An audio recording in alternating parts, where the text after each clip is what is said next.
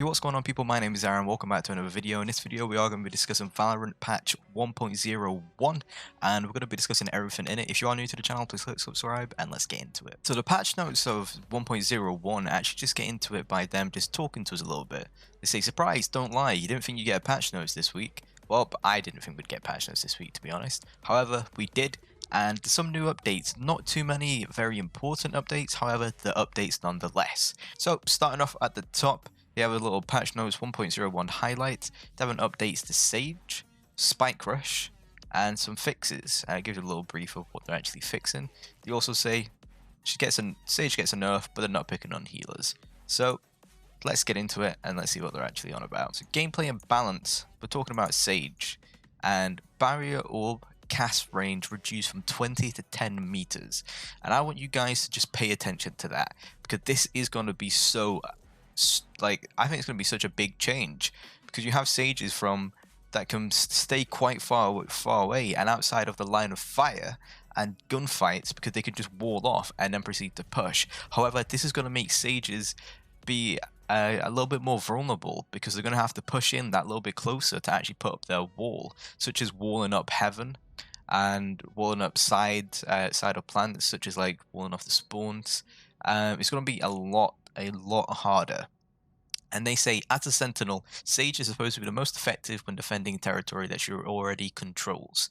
The 20-meter cast range was allowing Sage to aggressively take control of neutral territory in a way that was inappropriate for a role in Valorant. This range reduction aims to keep her strong while defending territory, but reduce her efficiency at taking ground. They just want her to be able to take control and do what she can do. However, by not being, I guess, a little bit too overpowered in actually having that big range, so they cut it in half. So yeah, it's going to be very interesting to see how this plays out and just see the ways that people are going to be doing the walls now. So we have some small things that we won't really go into too much detail, but map update on Ascent to just fix some spots where weapons were falling through the world, and some issues with wall penetration.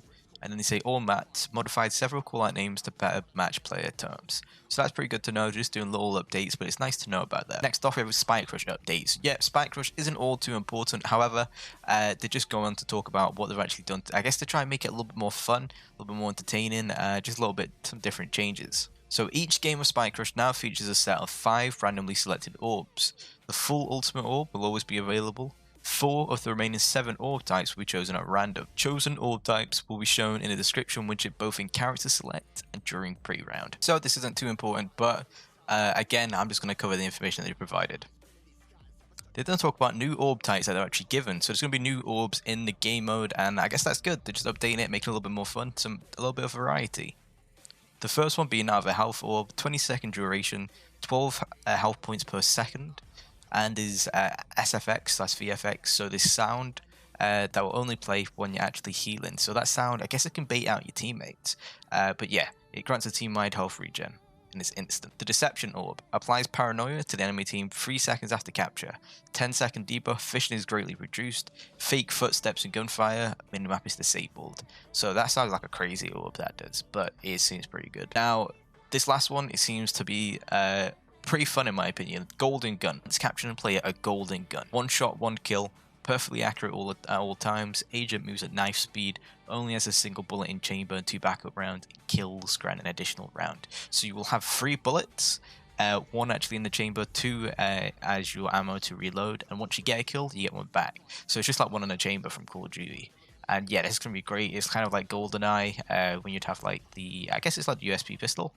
And yeah, that's going to be fun. Did I mention that they've got some new pre-round HUD elements that shows weapons and potential orb types for the current round?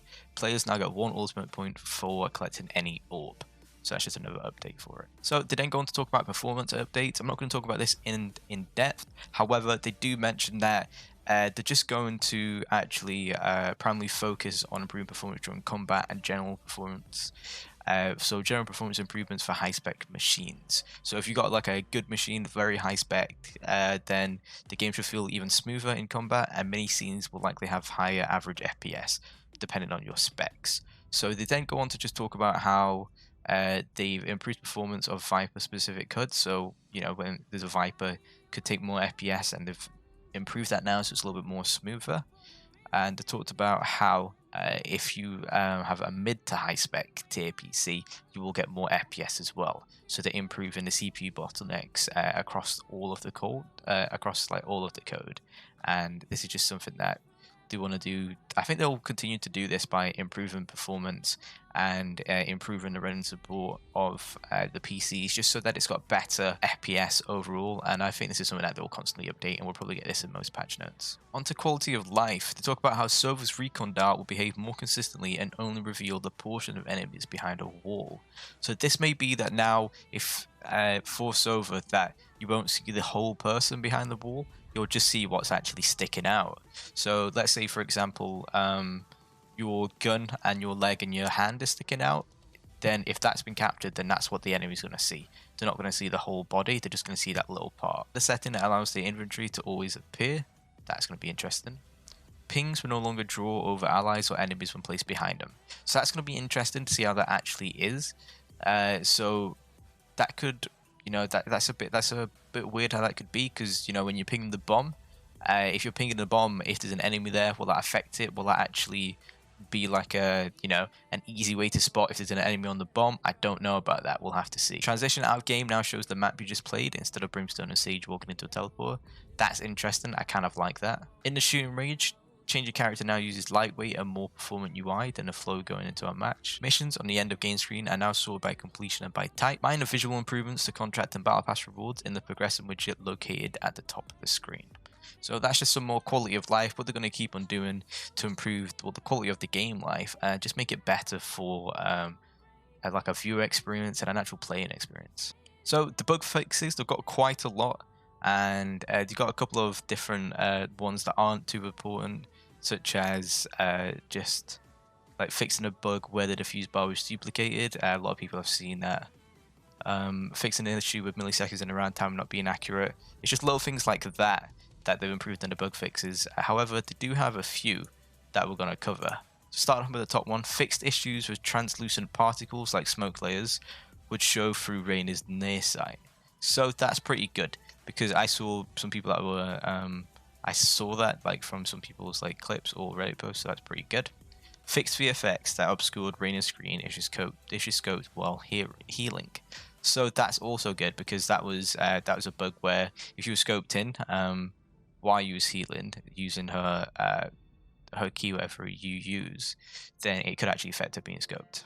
So that was obviously affecting you shooting, and you can get killed from it. Reyna's overheal health no longer incorrectly shows 151 total when maxed. Now you got CYPERS spice cameras placed on the teleporter door frames on bind no longer teleport its view location underground. That is pretty good. That's just them getting rid of a nerd cam.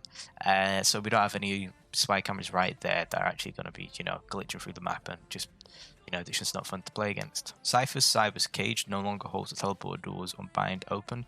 That's also interesting as well, because I knew it did do that, but the fact that that doesn't do it anymore, that just, you know, it makes it a little bit less lethal. And the most important one for me, in my opinion, is the area effect indicators for SOVA's Recon Bolt and Reyna's Lair now only show up on the enemy's minimap if the player or their allies are close to the affected area.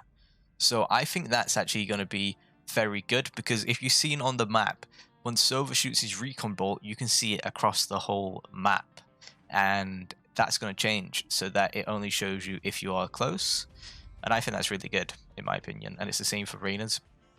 So if an enemy, say if you're all stacking one bomb site and they've all gone to another bomb site, if they shoot the arrow on that bomb site, we won't know about it, because once originally when you did, you would see that and rotate, and then once they'd be pushing, that's when it'd just be all aggressive play. So I'm kind of glad that they've done that. So quickly, main things to take away from that are the one that I've just mentioned about the area of indicators for SOVA's Recon Bolt, the Spike Rush update, and all of the things that just added, such as the new orb types, including the golden gun. And finally, Sage's barrier orb, cast range reduced from 20 to 10 meters. That is very important. And if you've not already read it, just read it again on the screen, pause it if you already haven't, and just have a look at what it's like. So everyone, that's been Valorant Patch Notes 1.01, just a quick little video to explain what's gone on. It wasn't too in depth, just thought I'd let you know in case you missed the patch notes. I'll link them down in the description so you can check them out yourself. If you are new around here, then please click that subscribe button, and yeah guys, I've been Aaron, you guys have been awesome, and I'll see you in the next one. Peace.